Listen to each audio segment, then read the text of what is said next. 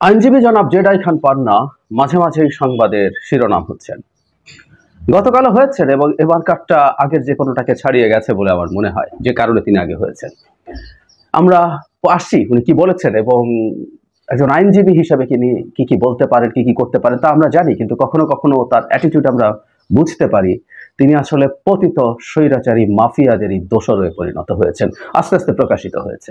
আমি একটু পেছনে যাই। একবার একজন এক্সিকিউটিভ ম্যাজিস্ট্রেট তার চাকরিরত অবস্থায় যে ভাষায় আমাদের অন্তর্বর্তী সরকার প্রধান, আমাদের প্রথম প্রথম সবচেয়ে আলোচিত শহীদ সাইদ সবাইকে নিয়ে যে পিতৃপাত্মক বাজে মন্তব্য করেছেন, সেটার পক্ষে সাফাই গিয়েছিলেন এবং তাকে স্যালুট জানাতে চেয়েছিলেন।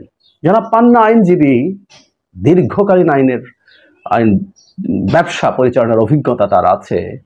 তিনি আইন না জানার কোনো কারণ নেই যে একজন চাকুরিরত প্রজাতন্ত্রের কর্মচারী এরকম কিছু লিখতে পারেন কিনা, এবং যদি লেখেন সেটা শাস্তিযোগ্য অপরাধ কিনা জেনে শুনে তিনি তাকে স্যালিউট জানাতে চেয়েছেন। এরপর আমাদের মনে থাকার কথা, তিনি সরকার যে অধ্যাদেশ জারি করতে যাচ্ছে এই অন্তর্বর্তীকালীন সরকার তার বেশ কিছু কাজকে বৈধতা দেওয়ার জন্য, সেখানেও তিনি সরকার অসৎ উদ্দেশ্য আছে বলে বলেছেন। আমি এগুলো সব বলেছি, তাই এখন নতুন করে দেখাচ্ছি না, আপনাদেরকে স্মরণ করিয়ে দেওয়ার জন্য বলছি। মানে ধরনের অর্ডিন্যান্স কেন প্রয়োজন সেটাও তার আইনের জ্ঞান দিয়ে খুব স্পষ্টভাবে বোঝার কথা, কিন্তু উনি বুঝবেন না। আসলে উনি বোঝেন না, তারা উনি বুঝতে চাইছেন না। উনি এটাকে বলেছেন সরকার কোনো এভিল ইন্টেনশন আছে বলে এই ধরনের অধ্যাদেশ দিতে চেয়েছেন। আমি সেখানে বলেছিলাম যে তিনি যদি এই অবস্থায় দেশ চালাতেন, এই অবস্থায় দেশ চালালে তারও এই ধরনের একটা অধ্যাদেশ দেওয়া একেবারেই জরুরি ছিল। এবার তিনি যেটা করেছেন ভয়ঙ্কর কথা, সেটাই আসছে। এই সাক্ষাৎকারেই তিনি সাংবাদিকদের সাথে কথা বলছিলেন। তার একটু কম ইম্পর্টেন্ট ইস্যুটায় আগে কথা বলি। সেটা তিনি বলছেন স্বাধীনতার পর থেকে নাকি এই রকম গণ মামলা আর কখনো হয়নি। ইয়াস, হি টোল্ড ইট। এবং সাংবাদিকরা তাকে যখন জিজ্ঞেস করছেন যে গত বছর এই শেখ হাসিনার সময়কার কথা, তখন তিনি যুক্তি দিচ্ছেন এটা তো 16 বছরে এত হয়েছে, আর এই 3 মাসে যা হয়েছে। মানে ওনার মতো উনি আমাদেরকে স্টুপিড মনে করেন যে 3 মাসে এত হয়েছে, সো 16 বছরে এত হবে, ঐকিক অঙ্ক করে মামলা হয়। মানে শয়তানিগুলো এইরকমই আসলে। মানে ওনার ঐকিক অঙ্ক 3 মাসে এত হয়েছে, তাহলে 1 বছরে 4 গুণ হবে, 16 বছরে ইন্টু 16, সুতরাং শেখ হাসিনার চাইতে বেশি মামলা হয়ে গেছে। শয়তানি এগুলো শয়তানি, ইচ্ছাকৃত শয়তানি। এবং উনি স্পষ্টভাবে বলেছেন স্বাধীনতার পর থেকে এই পর্যন্ত পরিকল্পিতভাবে এইসব বাক্য ব্যবহার করছেন, পরিকল্পিতভাবে। ভিডিওটা দেখে নেবেন, অনেকে এই ভিডিওটা আপলোড করেছে। শেখ হাসিনার 16 বছরে কি হয়েছে, কেমন মামলা হয়েছে, কিভাবে হয়েছে, কখন হয়েছে, স্পেসিফিক একরকম 2-3 মাস সময় বের করা যাবে যে সময়ে 1000 গুণ বেশি মামলা হয়েছে, 1000 গুণ বেশি মানুষের বিরুদ্ধে মামলা হয়েছে।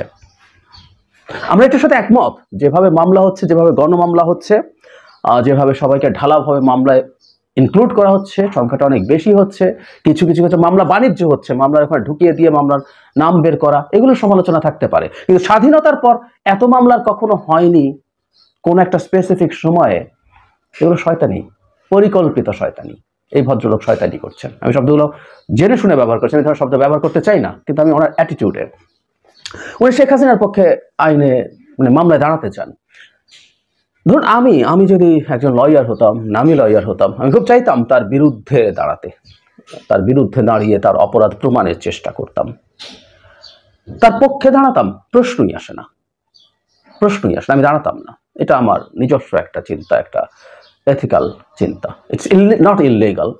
সো কেউ একজন শেখ হাসিনার পক্ষে দাঁড়াবেন, হুইচ ইজ ভেরি ইম্পর্টেন্ট। দাঁড়াতে হবে। আমরা যে জুডিশিয়াল সিস্টেমে কাজ করি, সেখানে একজন অভিযুক্তর বিরুদ্ধে, তিনি প্রমাণিত হওয়ার আগ পর্যন্ত অভিযুক্তর বিরুদ্ধে যে কেউ আইনি লড়াই চালাতে পারেন এবং আইনি লড়াই চালাতে পারা উচিত।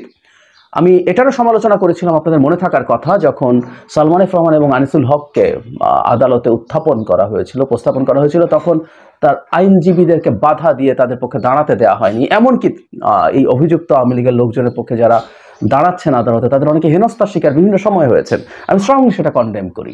সো যারা পান্না দাঁড়াতে পারেন, কোনো সমস্যা নাই। এটা তার ইচ্ছা, তার চয়েস। It's not illegal. আমার বিবেচনা এটা আনএথিক্যাল। উনি সেটা ওনার ব্যাপার, ওনার সিদ্ধান্ত। এবং একজন অভিযুক্তের পক্ষে দাঁড়ানো নেসেসারিলি মিন যে তাকে নিরপরাধ বানানোর চেষ্টা করা, তার জামিনের ব্যাপার আছে, তার শাস্তি যেটা আছে সেটা কম করার চেষ্টা আছে, নানানভাবে সাহায্য তারা করতে পারেন। So that's fine. কিন্তু উনি যে কথাটা বলেছেন এটা আরেকটা মহা শয়তানি। আগেরগুলো যদি শয়তানি হয়, এটা মহা শয়তানি। উনি বলছেন আমি সবসময় নিপীড়িতর পক্ষে আছি, সে যেই হোক না কেন। শেখ হাসিনা রাজনৈতিক নিপীড়নের শিকার হচ্ছেন, নিপীড়িতের পক্ষে আমিও আছি। ইয়াস, আমি ক্লেম করি আওয়ামী লোক যারা নিপীড়নের শিকার হয়েছেন, যারা আদালতে আইনজীবী পান নাই, যারা আদালতে হামলার শিকার হয়েছে, এমনকি বিচারক মানিকের মতো অতি ঘৃণিত মানুষের উপর হামলা নিয়ে আমি দুটো ভিডিও করেছি। একবার আদালতে, এরপর তাকে সম্ভবত কারাগারেও হামলা করে মারাত্মকভাবে আহত এবং রক্তাক্ত করা হয়েছিল। এই ঘৃণিত দানবের বিরুদ্ধে এরকম আরো যারা যারা ছিলেন, ছাত্রলীগকে পিটানো হয়েছে, হত্যা করা হয়েছে। I did strongly condemn that.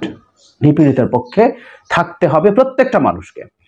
আমরা একটা বিচারিক ব্যবস্থায় বিশ্বাস করি, সেই ব্যবস্থার মাধ্যমে শাস্তি চাই, কিন্তু কেউ কাউকে অন্যায়ভাবে নিপীড়ন করবে সেটা শেখ হাসিনা হলেও চাই না। শেখ হাসিনাকে আনা হলো কোর্টে, তাকে হেনস্থা করার চেষ্টা করা হলো, তাকে মারধরের চেষ্টা করা হলো, আমিও সবচেয়ে প্রথমদের একজন হব যে এটাই দাঁড়াবে, নিপীড়িতের বিরুদ্ধে দাঁড়াচ্ছেন। কিন্তু শেখ হাসিনা রাজনৈতিক নিপীড়নের শিকার, উনি রাজনৈতিক নিপীড়নের শিকার। মানে শেখ হাসিনার বিরুদ্ধে মাত্রই কিছু মামলা হলো এবং শেখ হাসিনার বিরুদ্ধে এই মানবতা বিরোধী অপরাধের মামলা হওয়া খুব স্বাভাবিক, সেটাই হয়েছে। অনেকগুলো মানবতা বিরোধী অপরাধ করেছেন এবং যারা পান্নাই দেশে বসবাস করেন, উনি শেখ হাসিনার আইনজীবী হন, কোনো সন্দেহ নাই, কিন্তু উনি কিন্তু বয়ান পরিবর্তনের চেষ্টা করছেন। এটা সবচেয়ে ভয়ঙ্কর ব্যাপার। উনি ওদের হয়ে এভাবে কাজ করছেন। উনি স্বাধীনতার পর আজ পর্যন্ত এত মামলা কখনো হয় নাই এবং উনি শেখ হাসিনার রাজনৈতিক নিপীড়নের শিকার।